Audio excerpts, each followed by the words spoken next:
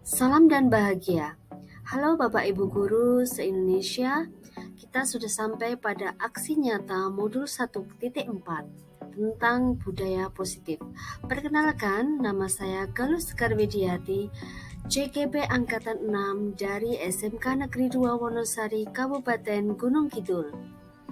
Sebelum kita mulai, saya ingin mengucapkan terima kasih kepada Ibu Indah Wiharti di sini sebagai fasilitator dan Ibu Supiningsih sebagai pengajar praktik yang senantiasa mendampingi, mensupport kami dalam mengikuti pendidikan guru penggerak ini. Rancangan tindakan aksi nyata modul 1.4. Rancangan aksi nyata ini dilatar belakangi oleh pembelajaran yang menggunakan gadget di sekolah kami di SMK Negeri 2 Wonosari membuat murid sering menggunakan perangkat tersebut dengan tidak tepat. Sering murid tidak fokus menggunakannya, tidak fokus dalam pembelajaran karena mereka tergoda untuk bermain games dan medsos. Tujuan aksi nyata modul 1.4 ini adalah yang pertama, menciptakan murid yang merdeka dan disiplin diri yang kuat. Kemudian yang kedua, menumbuhkan budaya positif di sekolah kami di SMK Negeri 2 Wonosari dengan meyakini nilai-nilai kebajikan universal. Tolok ukur. Yang pertama, terbentuknya keyakinan kelas melalui kesepakatan yang dilakukan oleh wali kelas dan siswa. Kemudian tolak ukur yang kedua, siswa mampu menjalankan keyakinan kelas yang sudah dibuat, yaitu kerjasama, bertanggung jawab, sabar, dan saling menghormati menghargai orang lain. Bapak Ibu Guru, sampailah kita pada lini masa kegiatan. Tanggal 26 Oktober sampai 5 November 2022, saya merancang kegiatan sosialisasi tentang budaya positif ini. Kemudian pada tanggal 6 November 2022, saya menyampaikan rancangan ini kepada Bapak Kepala Sekolah. Kemudian Bapak Kepala Sekolah dan saya menentukan pada tanggal 15 November 2022 ini akan diselenggarakan acara sosialisasi tentang budaya positif di SMK Negeri 2 Wonosari secara luring. Langkah selanjutnya membuat list undangan untuk KMGMP, wali kelas, pembina OSIS, pembina pramuka, dan guru BK untuk menghadiri sosialisasi budaya positif. Kemudian berkoordinasi dan berkolaborasi dengan wali kelas untuk membuat keyakinan kelas di kelas masing-masing. Dan dilanjutkan untuk memantau, merefleksi keyakinan kelas yang sudah dibuat. Dukungan yang dibutuhkan dalam menyelenggarakan acara sosialisasi budaya positif ini adalah dukungan dari Bapak Kepala Sekolah serta rekan guru dan murid agar tindakan yang disusun dapat diselenggarakan dengan lancar. Kemudian dukungan yang dibutuhkan adalah sarana dan prasarana dalam menyelenggarakan kegiatan sosialisasi budaya positif ini. Bapak Ibu Guru yang berbahagia, selanjutnya adalah dokumentasi kegiatan sosialisasi budaya positif yang sudah kami selenggarakan. Diskusi, kemudian 5 posisi kontrol dan 5 kebutuhan dasar manusia yang nanti akan disampaikan oleh Ibu Yohana. Jadi kita mulai saja Bapak Ibu. Apakah makna disiplin? Seperti yang sudah disampaikan Bu Yohana di awal tadi, bahwa sebenarnya disiplin itu mempunyai sifat positif ya, yang artinya belajar, dari bahasa Latin disiplina, yang artinya belajar, berkonotasi dengan disiplin diri atau self disiplin ya. Disiplin diri membuat orang menggali potensinya menuju sebuah tujuan dan apa yang dihargai. Jika kita mempunyai self-discipline, berarti kita tahu cara mengontrol diri, menguasai diri untuk memilih tindakan yang mengacu pada nilai-nilai yang dihargai. Jadi ada satu nilai-nilai yang kita hargai.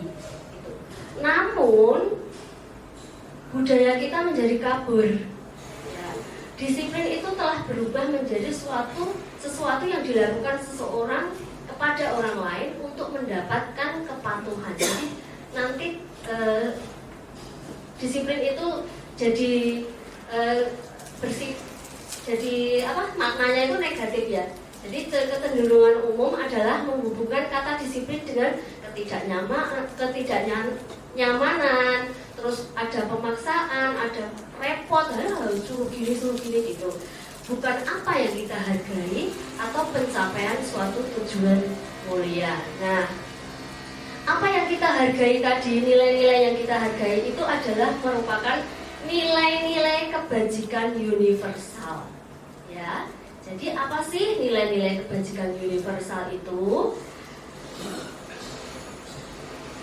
Sifat-sifat positif manusia yang merupakan tujuan mulia yang akan dicapai setiap individu. Nilai-nilai tersebut bersifat universal, lintas bahasa, suku, bangsa, agama maupun latar belakang. Jadi kalau kita mempunyai nilai-nilai kebajikan, berarti kita mempunyai motivasi intrinsik, motivasi dari dalam diri kita sendiri. Motivasi yang ada dalam diri kita sendiri akan terbangun, sehingga kita akan menuju ke tujuan mulia yang kita inginkan. Ini adalah teori dari Goosen. Nah, di kurikulum Merdeka, nilai-nilai kebajikan yang ingin kita capai, yaitu oleh anak Indonesia tentunya, dikenal dengan profil pelajar Pancasila, yaitu beriman bertakwa kepada Tuhan Yang Maha Esa dan berakhlak mulia, kemudian mandiri, bernalar kritis, berkebinekaan global, bergotong royong, dan kreatif. Nah, ini saya ambilkan nilai-nilai kebajikan dari The Virtus Project. Jadi kalau tadi ada profil pelajar Pancasila, kemudian ini saya ambil dari Virtus Project. Salah satunya di sini bisa Bapak Ibu baca, ada peduli, ada rajin, kreatif, baik hati, bijaksana, dan sebagainya. Nah, untuk refleksi saja, nilai-nilai kebajikan apa yang Bapak Ibu rasakan penting saat ini untuk ditanamkan kepada murid-murid kita, di sekolah kita, di kelas kita, Bapak Ibu? Mengapa? Jadi dari sekian nilai-nilai kebajikan universal tadi, kira-kira yang belum tumbuh dari anak-anak kita itu yang mana? Itu. Lanjut, Bu Yana.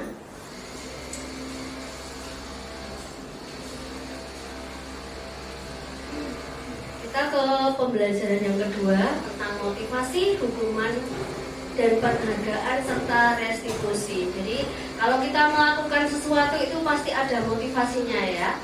Jadi di sini ada 3 motivasi, yaitu yang pertama motivasi karena melakukan sesuatu untuk menghindari ketidaknyamanan atau hukuman. Jadi biasanya orang yang bermotivasi seperti ini adalah di tingkat yang paling rendah, Bapak Ibu. Biasanya sering bertanya pada dirinya, apa yang terjadi apabila saya tidak melakukannya? Nah, aku nggak melakukan ini, apa yang terjadi? Contohnya simpel saja. Misalnya kita terlambat ke prima itu. Nah, kira-kira apa yang terjadi kalau kita terlambat terus lebih dari jam 7? Apa yang terjadi? Ya, nanti akan dianggap ya seperti itu. Jadi kita berusaha untuk jangan sampai lebih dari jam 7 karena menghindari ketidaknyamanan, menghindari hukuman dan sebagainya. Gitu. Kalau kita terpaksa melanggar nanti ada sanksi psikologis atau kita malu dan sebagainya. Gitu. Jadi kita melakukan ini karena ada motivasi eksternal. Begitu. Jadi untuk motivasi yang kedua itu untuk mendapatkan imbalan dari orang lain atau institusi. Jadi biasanya ini orang yang melakukan di motivasi yang kedua itu sering bertanya, apabila saya melakukan seperti itu, apa yang akan saya dapatkan? Hadiah apa? Oh, mungkin kalau saya melakukan seperti itu mau pasti dipuji-puji, di alam-alam. Oh, pasti dapat hadiah, pasti dapat pengakuan. Ini juga motivasi eksternal. Kemudian motivasi yang ketiga adalah motivasi untuk menghargai diri sendiri. Jadi sering bertanya kepada kita, saya akan menjadi orang seperti apa bila melakukannya. Jadi tumbuh nilai-nilai yang dihargai. Jika saya melakukan ini, saya akan meyakini apa? Jadi orang seperti apa? Jadi ada motivasi internal jika kita melakukan motivasi yang ketiga ini, Bapak Ibu. Dan jika seperti itu, tumbuhlah disiplin positif dari diri kita. Jadi tumbuhnya disiplin positif itu berarti dari dalam diri kita sendiri. Lanjut, Bu. Nah, dari ketiga jenis motivasi tadi, motivasi manakah yang paling banyak mendasari perilaku murid-murid di sekolah kita, Bapak Ibu? Kira-kira ya yang eksternal, masih yang eksternal ya. Nah, lanjut. Nah, tujuan dari disiplin positif adalah menanamkan motivasi yang ketiga. Yang ketiga tadi, yaitu dari dalam diri kita, pada murid-murid kita, yaitu untuk menjadi orang yang mereka inginkan dan menghargai diri sendiri dengan nilai-nilai yang mereka percaya. Ketika murid-murid kita memiliki motivasi tersebut, mereka telah memiliki motivasi intrinsik yang berdampak jangka panjang. Motivasi yang akan terpengaruh, yang tidak akan terpengaruh pada adanya hukuman atau hadiah. Jadi kalau sudah ada motivasi dalam diri itu tidak terpengaruh ada hukuman ataupun iming-iming ya. Mereka akan tetap berperilaku baik dan berlandaskan nilai-nilai kebajikan karena mereka ingin menjadi orang yang menjunjung tinggi nilai-nilai yang mereka hargai. Next. Pertanyaan lagi, bagaimana cara kita sebagai guru untuk menanamkan disiplin positif kepada murid-murid kita? Tuh. Jadi ini yang perlu kita gali ya. Bagaimana caranya kita menanamkan disiplin positif? Nah, ternyata Pak Arief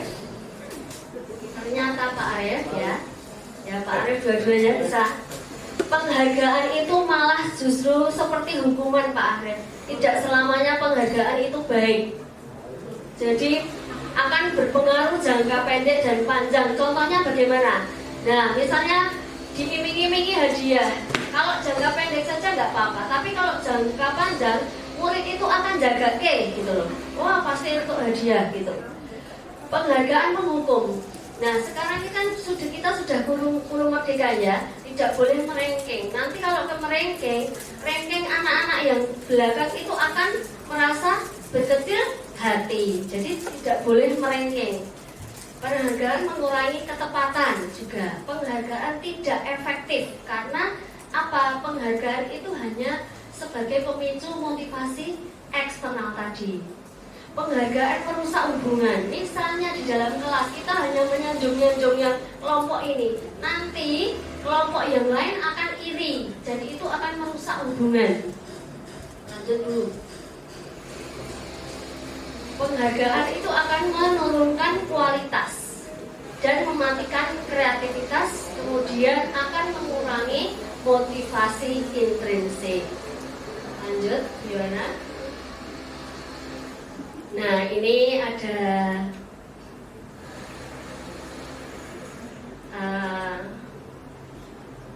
kalau kita membedakan apa sih hukuman atau konsekuensi.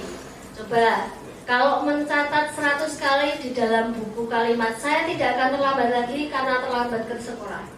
Coba Bu Sri Sukartini, ini hukuman atau konsekuensi? Hukuman. Oke, yang nomor 2, lari mengelilingi lapangan basket 2 kali karena terlambat hadir. Hukuman lagi. Murid diminta push up 15 kali karena tidak menggunakan masker. Hukuman. Mengganti kertas tugas teman yang telah dicoret-coret. Nah, ini usil ini. Kira-kira apa? Konsekuensi. Membersihkan tumpahan air di meja tulis karena tersenggol pada saat belajar. Yes. Murid disuruh untuk mengenakan sepatu seharian karena tidak menggunakan sepatu hitam. Oh, tidak mengenakan harusnya apa? Hukuman ya. Hukuman atau konsekuensi? Hukuman. Yes. Lari mengelilingi lapangan basket 2 kali karena terlambat 10 menit pelajaran olahraga. Ya, coba dilihat jawabannya biar apakah sudah sesuai. Iya. Sudah sesuai ya, berarti Bapak Ibu sudah paham. Pintar-pintar. Lanjut. Nah, ini perbedaan hukuman dan konsekuensi. Kalau hukuman itu rasanya menyakitkan, yang menyakitkan harus terjadi. Kalau konsekuensi ya tidak terlalu menyakitkan atau bahkan tidak menyakitkan, tapi harus terjadi. Itu. Lanjut, Bu. Nah, tadi ada hukuman, ada konsekuensi, sekarang restitusi. Nah, apa ini restitusi?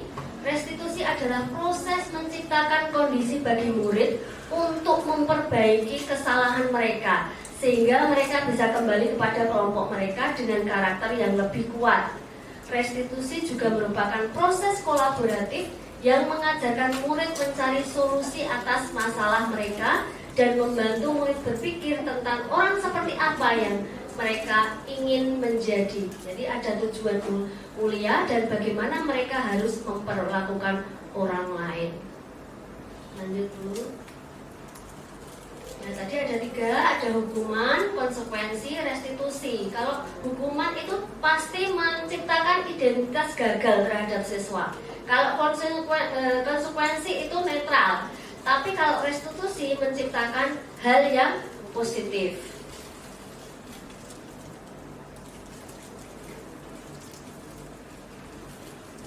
Lanjut, Bu. Jadi ada 9 ciri restitusi. Bukan menebus kesalahan, namun belajar dari kesalahan. Kemudian memperbaiki hubungan, tawaran bukan paksaan, dan sebagainya. Ini ada 9. Lanjut dulu. Nah,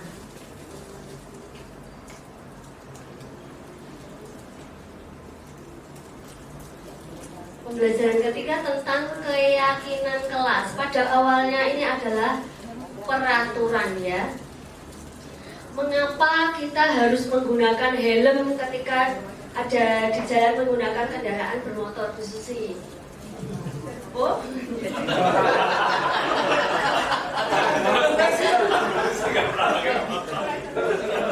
Ya, Pak Warsito, coba, kenapa kita harus menggunakan helm? Iya, berarti untuk keselamatan. Jadi hal yang kita yakini adalah keselamatan. Mengapa kita harus menggunakan masker dan mencuci tangan setiap saat, Pak Jas? Ya, biar bersih ya, biar bersih dan itu berhubungan dengan kesehatan. Hal yang kita yakini itu adalah kesehatan. Jadi awalnya peraturan kelas Bapak Ibu, peraturan kelas itu bagaimana? Kita ambil yang kita yakini, contohnya tadi keselamatan, kesehatan. Kita membuat satu keyakinan kelas. Kemudian jika setiap siswa mempunyai nilai-nilai keyakinan diri sendiri, pasti akan tercipta lingkungan positif di sekitar kita. Jika semua sudah positif, pasti budaya positif di sekolah kita akan terwujud. Lanjut Bu.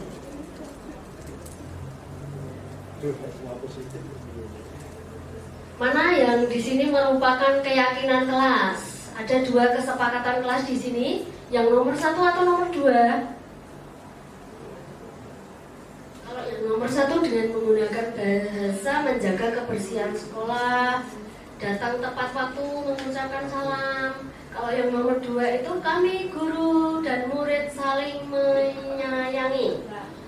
Kami murid yang semangat belajar. Jadi keyakinan kelas itu adalah ada hal nilai-nilai kebajikan yang kita adopsi Bapak Ibu. Jadi kita sewaktu membuat keyakinan kelas di awal pembelajaran, ini khusus Bapak Ibu wali kelas atau guru ya, di awal semester itu kita membuat satu keyakinan kelas dengan mengadopsi nilai-nilai kebajikan tadi. Jadi yang mana Bapak Ibu? Yang nomor 2. Nah, peraturan agak ke bawah biasa. Nah, ada peraturan seperti itu. Selalu kembalikan buku ke tempatnya. Nah, ini Bu Harini di perpustakaan. Kalau kita membuat keyakinan perpus, bagaimana cara membuat keyakinan? Ya, aturannya harus mengembalikan buku di tempatnya. Kira-kira keyakinannya apa? Yang kita adopsi dari nilai kebajikan tadi. Bisa kerapian, tanggung jawab gitu. Dilarang mengganggu orang lain. Kira-kira apa? Menghormati. Hadir di sekolah 15 menit sebelum pembelajaran dimulai. Kira-kira apa keyakinannya? Dilarang melakukan kekerasan dan sebagainya ya. Di sini kita lanjut aja Biana. Nanti keburu. Nah, ini adalah keyakinan kelasnya. Selalu kembalikan buku ke tempatnya. Berarti keyakinan kelasnya tanggung jawab atau kerapian bisa. Dilarang mengganggu orang lain, yaitu menghormati orang lain dan sebagainya. Bapak Ibu bisa baca sendiri di situ. Dan keyakinan kelas ini kita buat sekali lagi di awal semester ya. Jadi semua itu terlibat, semua anggota kelas terlibat dan terjadilah curah pendapat. Semua orang berpendapat dan saling sepakat. Jadi kita antara guru dan murid saling bersepakat dan itu menjadi keyakinan kelas kita. Bisa kita pampang buat poster dipasang di kelas biar semua ingat, biar semua paham. Jadi kalau salah satu dari kita melakukan kesalahan, kita kembali ingat keyakinan kelasnya apa, keyakinannya apa. Jadi kita kembali lagi gitu. Nah, itu yang bisa saya sampaikan. Cepat, pergi sana ke lapangan basket. Posisi penghukum biasanya berbicara dengan nada tinggi, menghardik, menunjuk-nunjuk, menyakiti, dan menyindir. Hukuman bisa berupa fisik maupun psikis. Ibu dan bapak guru hebat, dampak yang terjadi pada murid ketika guru berada pada posisi penghukum adalah murid cenderung akan memberontak, bahkan hukuman denda.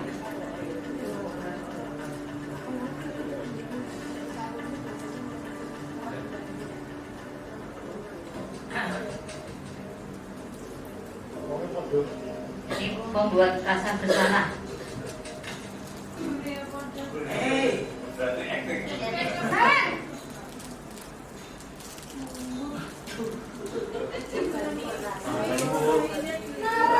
Naren, kamu kenapa terlambat lagi, Nak?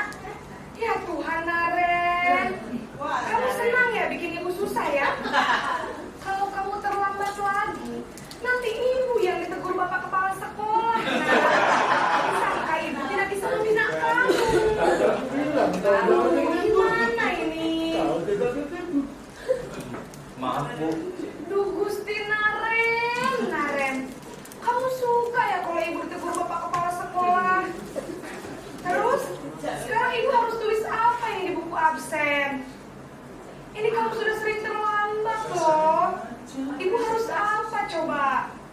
Maaf Bu, maaf sekali.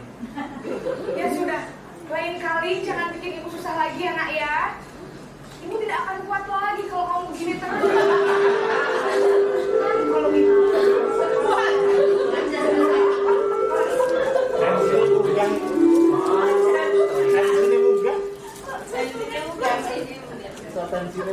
Posisi pembuat rasa bersalah berbicara dengan nada tenang, cenderung lembut.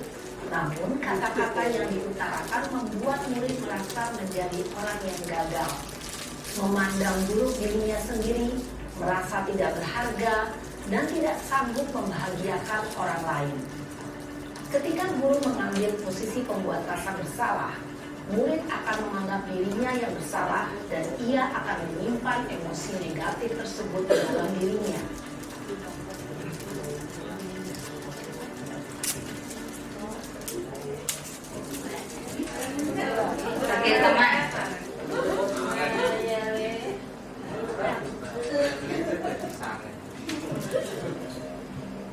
Naren,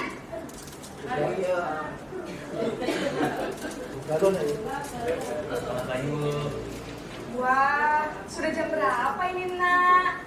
Terlambat lagi ya saya. Nak, Ibu saya mau bangunkan saya Bu. kamu malah menyalahkan ibu kamu. Kamu bukannya anak yang larinya paling kencang. Kok terlambat sih? Iya Bu, saya memang terlambat bangun tadi. Jadi biarpun saya lari kencang, tetap gak kekejar Bu. Ya sudah sana. Nanti lain kali larinya lebih kencang lagi ya. Biar gak terlambat lagi. Bikin seneng ibu. Demi ibu. Bisa kan? Bisa lah Bu. Ya sudah masuk sekolah. Ibu beresin urusan absen kamu. Kamu ini ada-ada saja. Dalam posisi teman, guru berbicara dengan nada suara ramah, akrab, cenderung bersenda gurau untuk menjaga suasana tetap santai. Murid akan merasa senang, aman, dan akrab dengan guru. Identitas yang tercipta adalah identitas sukses atau berhasil. Namun, perlu diingat, karena ini masih dorongan eksternal, maka ada faktor ketergantungan dari murid kepada orang tertentu. Di sini guru aksennya, sehingga di lain waktu murid bisa berperilaku baik, namun hanya kepada orang-orang tertentu saja.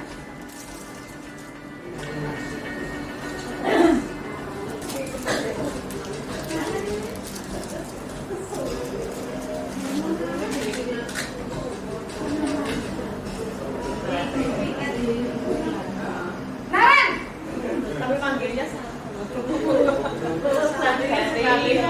Selamat pagi Bu. Naren, apa peraturan sekolah kita tentang jam berapa kita harus masuk sekolah, nak? Kita harus di sekolah jam 7 Bu. Iya betul, sekarang sudah jam 7.20. Naren sudah tahu konsekuensinya jika terlambat hadir. Paham Bu, saya harus tinggal kelas pas jam istirahat selama 20 menit. Iya benar, konsekuensinya demikian. Jadi nanti jam 9.30 pas istirahat, kamu harus tinggal di kelas, kerjakan tugas tambahan untuk ketertinggalan kamu, ya? Baik Bu. Posisi pemantau mengandalkan penghitungan atau data untuk mengontrol murid. Guru mengarahkan murid berdasarkan peraturan dan konsekuensi. Seorang pemantau menunjukkan bahasa tubuh dan ekspresi wajah yang datar dan cenderung formal.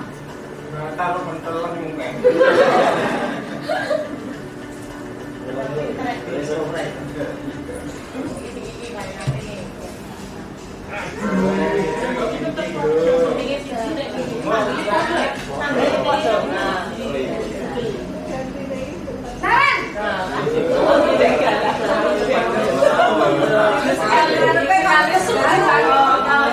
Selamat pagi, Naren. Saya terlambat. Ya, sekolah masuknya jam 7, sekarang sudah jam 7.20. Jadi sekarang bagaimana ini, Naren? Maaf Bu, saya lupa setel alarm saya semalam.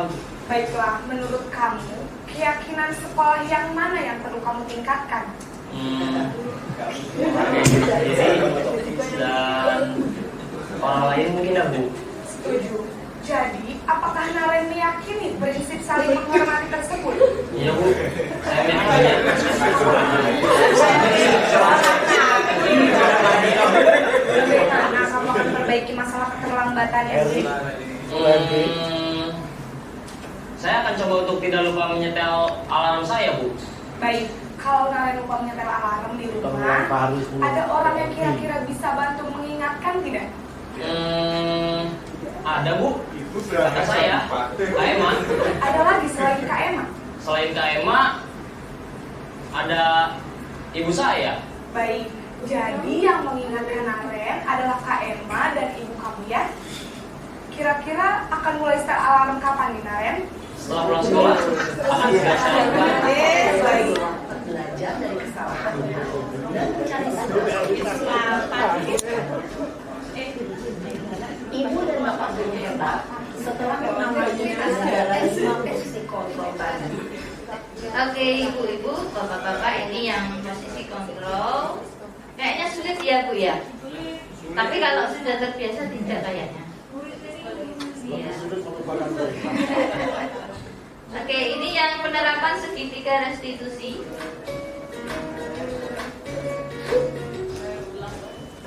Salam dan bahagia ibu dan bapak adalah motivasi sehingga penanaman nilai-nilai kebajikan dapat tumbuh dan berkembang menjadi suatu kebiasaan positif yang akhirnya membentuk karakter diri. Ya, ibu-ibu, bapak-bapak, ternyata kenapa kita harus di posisi manajer dan melakukan restitusi itu? Karena kita harus bisa membangun siswa kita memiliki motivasi intrinsik, bukan eksternal. Jadi harapannya itu, kita itu menggugah, mendorong, membangun siswanya itu agar sadar untuk tidak melakukan perbuatan itu, bukan hanya dari motivasi internal, ada hukuman, saya harus tidak bisa itu. Jadi tujuannya itu, intinya seperti itu. Mungkin itu saja ya Bu ya, dan kita ada 5 menit untuk ulasan atau sharing. Silakan. Dan mohon maaf atas ucapan dan perkataan yang sudah saya utarakan. Apabila tidak diperkenan pada hati Bapak Ibu, mohon maaf, dan semoga apa yang kita sampaikan di sini bisa membawa satu manfaat bagi sekolah kita. Terima kasih.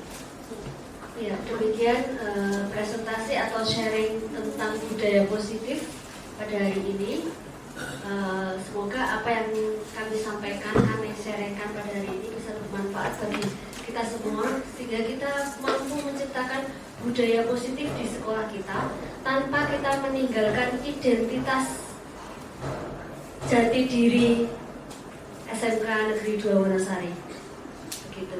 Mungkin ada sedikit tanggapan dari Bapak Ibu semuanya. Oh iya. Keras suara saya. Itu tentang rankingan Bu, nggak boleh di ranking. Tapi di sisi lain kita tuh ketika anak-anak mau masuk ke perguruan tinggi itu dibutuhkan. Jadi kita di sekolah dengan akreditasi A itu dibutuhkan ranking 1 sampai maksudnya itu 75% di kelas itu. Kalau otomatis kita membutuhkan nilai itu untuk ranking. Kalau nanti pada saat rankingan itu tidak masuk dalam ranking itu, maka anak tidak bisa masuk dalam sistem di pendaftaran SNPTN seperti itu.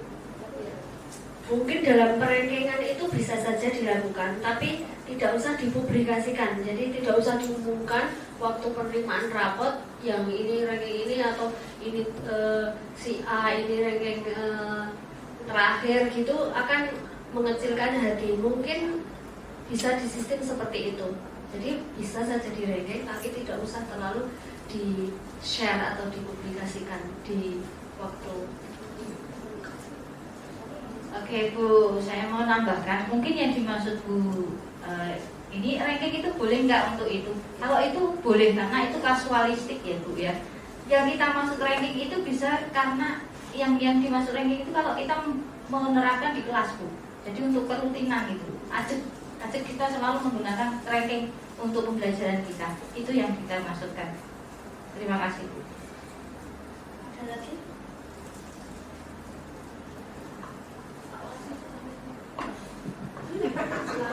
Kesiswaan kira-kira bagaimana tentang budaya positif?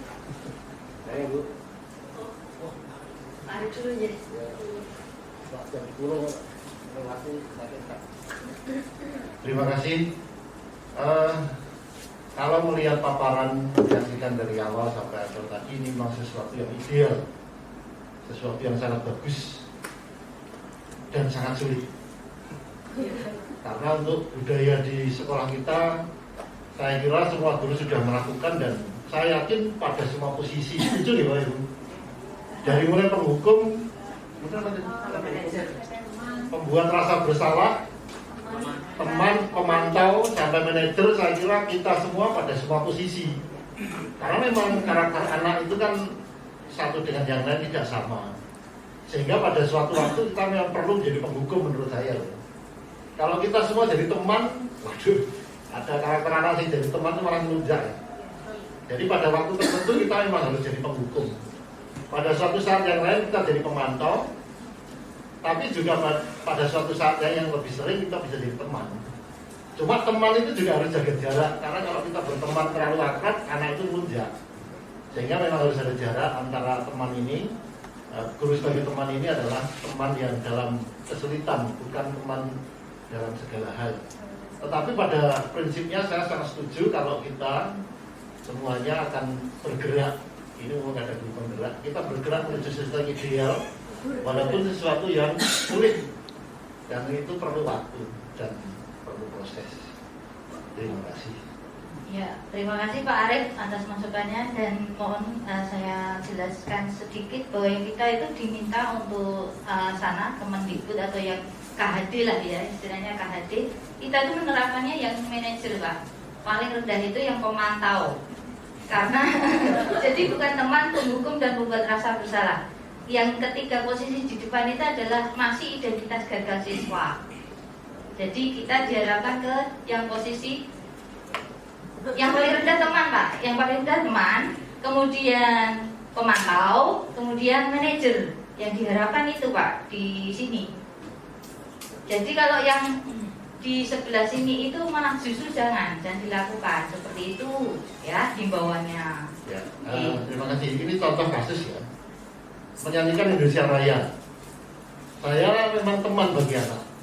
Nah itu teman. Saya sangat akrab dengan anak. Tapi pada suatu saat saya jadi penghukum mereka.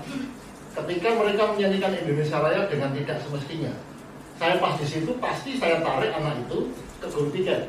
Beberapa kali guru piket pernah saya bawa anak-anak yang menyanyikan Indonesia Raya dengan tidak semestinya. Itu saya penghukum dan saya menyadari dan saya tidak menyesal. Mau dibenci silahkan, tapi saya menghukum mereka. Nah, tapi setelah itu saya masuk kelas.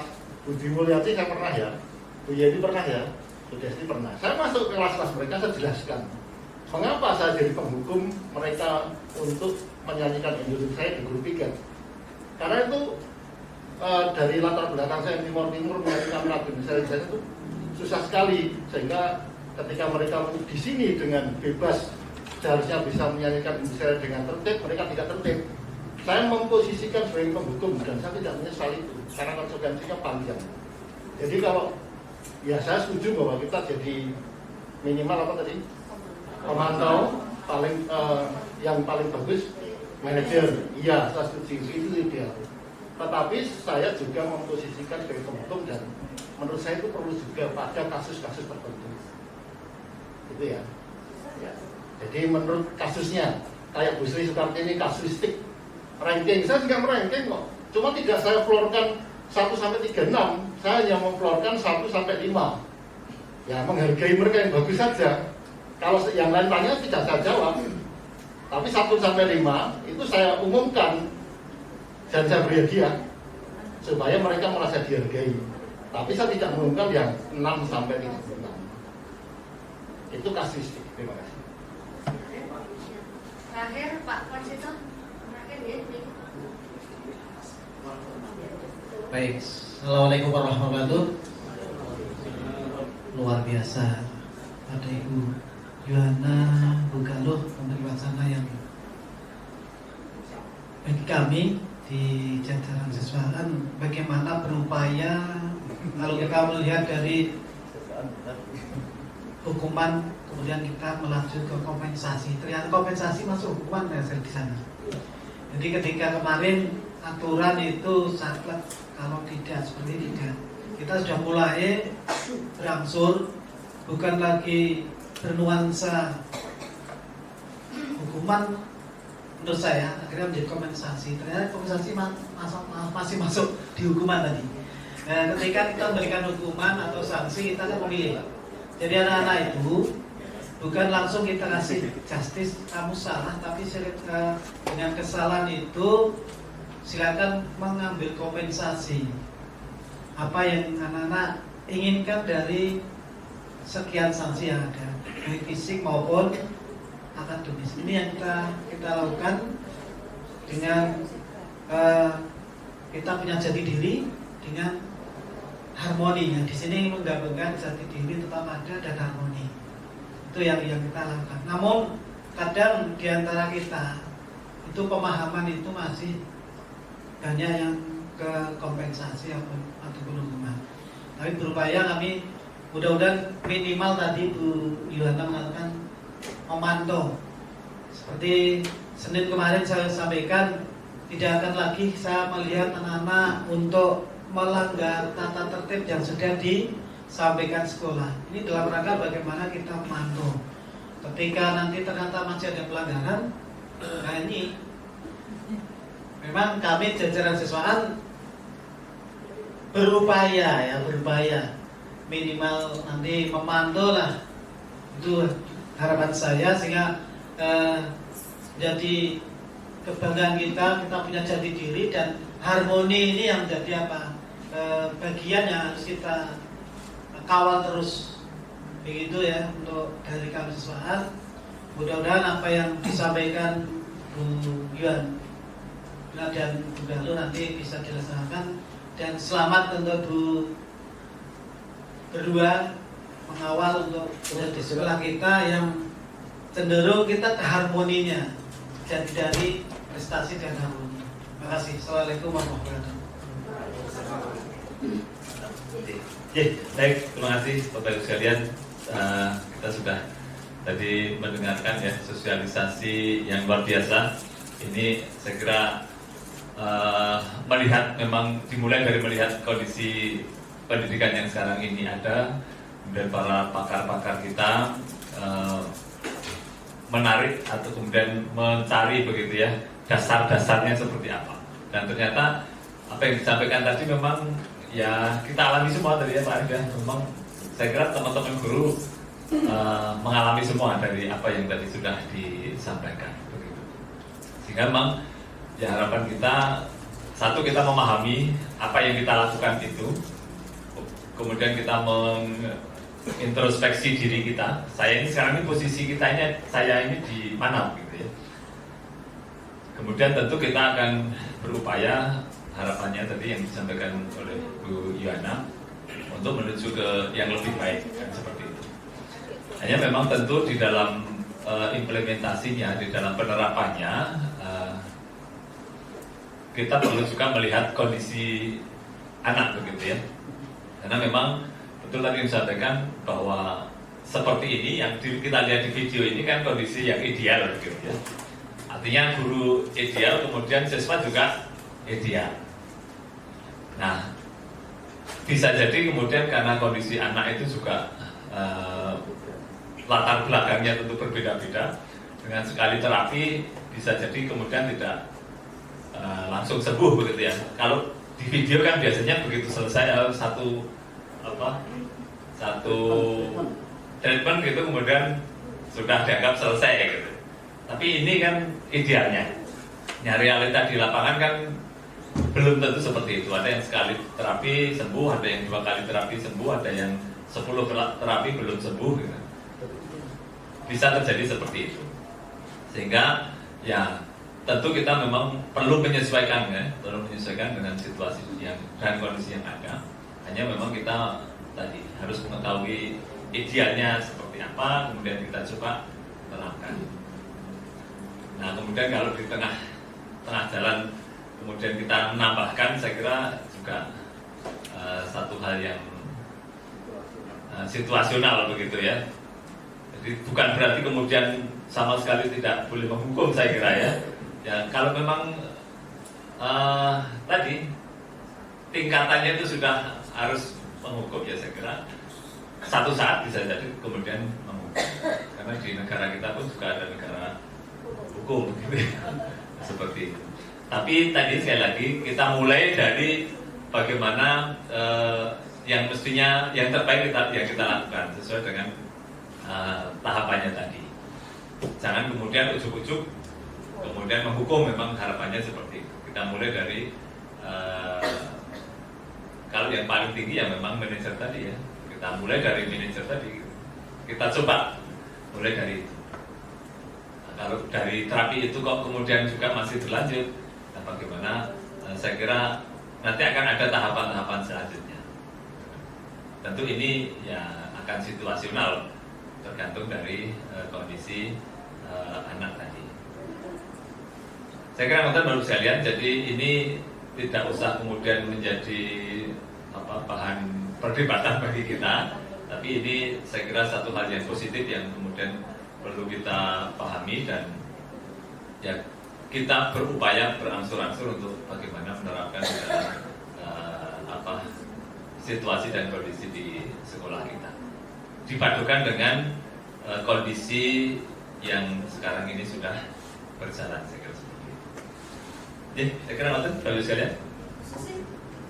Nanti habis ini minta fotonya aja dulu, mengisi portofolio kamu. Foto sisi. Assalamualaikum warahmatullahi wabarakatuh. Pak Termudin, Bapak Ibu semuanya, Bapak Ibu guru penggerak yang luar biasa. Terima kasih tadi kita sudah mendapatkan pencerahan terkait dengan sistem positif dan semua bisa punya gambaran untuk menuju ke arah sistem positif. Tadi teman-teman di awal sudah menyampaikan beberapa hal dan digarisbawahi Pak Darmati. Pada dasarnya juga saya menyepakati bahwa untuk mewujudkan decision positif ini merupakan bagian yang tidak terpisahkan dari ekosistem sekolah.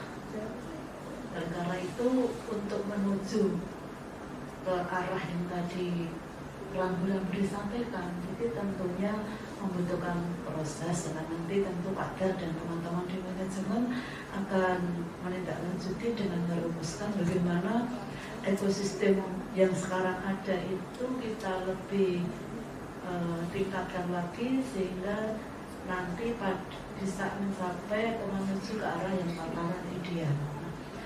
Apapun yang kita rumuskan itu yang sangat dibutuhkan adalah komitmen.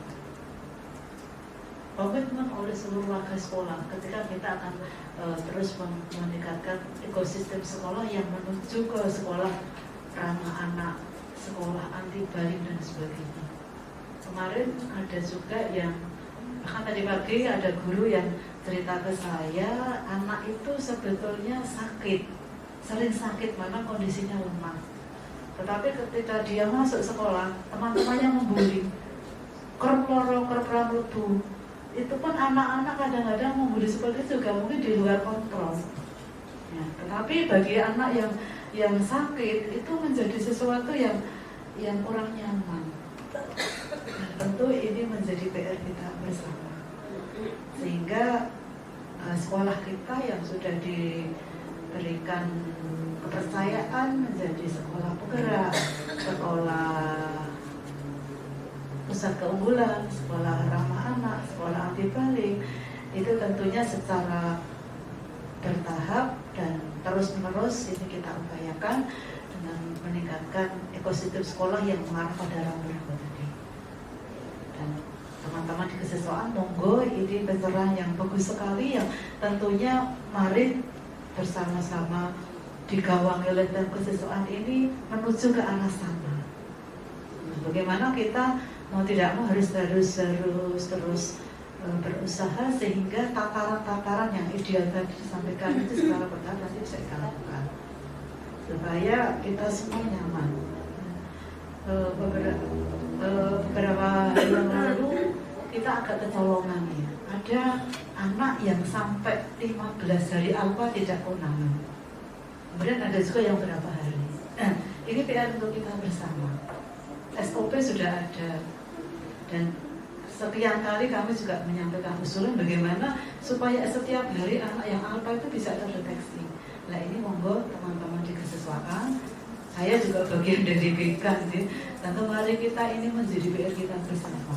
SOP oke, tetapi ketika SOP itu terkendala ya mari kita untuk review bersama sehingga kondisi-kondisi seperti itu tidak terulang lagi. Alhamdulillah kemarin orang tuanya juga ada yang orang tuanya sebetulnya dikasarkan nyalah di sekolah. Kok sampai gini kok agak ngerti, tapi kalau orang tuanya itu subhasitonya bagus sehingga dengan bahasa-bahasa yang enak bisa kita terima dan kita berikan solusi, win-win solusi. Ada juga satu anak yang juga kita bisa dikatakan agak kecolongan, tapi bukan dalam kapasitas untuk saling menyalahkan, tetapi ini realita dan seperti disampaikan Pak Dar bahwa tataran dia seperti itu, kita berhadapan dengan kondisi seperti ini. Nah, ini untuk menjadi PR kita bersama dan alhamdulillah kita sudah punya modal yang luar biasa, jargon yang luar biasa, prestasi harmoni menjadi diri mesti harmoni. Nah itu dari ekosistem yang kita nanti wujudkan yang seperti itu. Saya selalu teman-teman di kesiswaan, pasar dian, fasilitas dan sebagainya sudah luar biasa. Seperti juga tadi disampaikan Pak Arif ya, sebenarnya itu bukan hukum Pak Arif menurut saya. Ya itu kita menyadarkan pada anak. Pernah juga saya lakukan Indonesia Raya, saya dan teman-teman berdiri di ruang BK menghadap barat. Ada anak itu ada di samping saya, tapi dia udah ya. Jadi dia nggak sikap sempurna dan sudah itu pun juga saya tanya, coba kenapa tadi kamu nyanyi seperti ini, apa posisinya dan sebagainya, coba diulangi lagi nyanyinya. Tadi lagi saya jelaskan kenapa kamu saya suruh mengulangi lagi dan ini sekedar saya menyampaikan saja bahwa ini menjadi PR kita bersama. Tadi Pak Dar sudah menyampaikan dan tentunya Bu Galum dan Bu Yohana nanti juga lebih banyak memberikan saran dan masukan seperti apa yang harus kita lakukan bersama. Nah, kita tambahkan kekurangnya mohon maaf. Assalamualaikum warahmatullahi wabarakatuh. Terima kasih Bu Susi. Terima kasih kepada Bapak Ibu semua yang telah mendukung kegiatan kami dalam bersosialisasi tentang perubahan paradigma budaya positif. Demikian acara kami tutup. Alhamdulillah semua berjalan dengan lancar dan kami sekali lagi mengucapkan sangat berterima kasih kepada Bapak Ibu guru, jajaran kesiswaan dan juga BK, juga Bapak Kepala Sekolah yang telah selalu mensupport kami dan memberikan ruang untuk kami berkarya. Terima kasih. Untuk itu kami terakhir kami minta untuk foto bersama di banner sebagai nanti dokumentasi kami di portofolio. Fotonya dulu ya.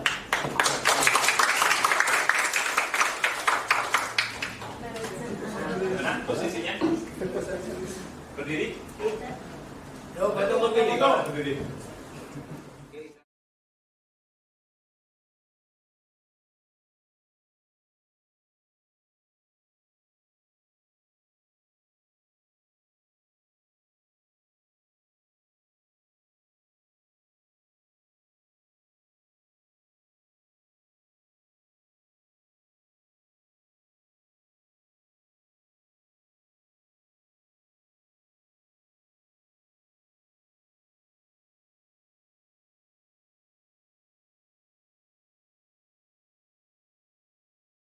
Terima kasih Bu Galo, Guru Penggerak SMK Donosari yang telah memberikan pencerahan tentang budaya positif terhadap saya khususnya pengampu bidang siswaan yang selama ini telah memberikan bagian dari budaya positif dari sisi bagaimana memberikan bukan lagi kompensasi ya, nanti harapannya menjadi manajerial, namun gambaran ini mungkin agak lebih jauh ya, kita baru sepertinya hanya baru menegur atau memantau. Kemudian ke depan dari sisi kesiswaan ini akan menjadi pembina-pembina yang lebih sebagai manajerial dalam memberdayakan dan berpartisipasi dalam budaya positif. Masih Bu Galuh.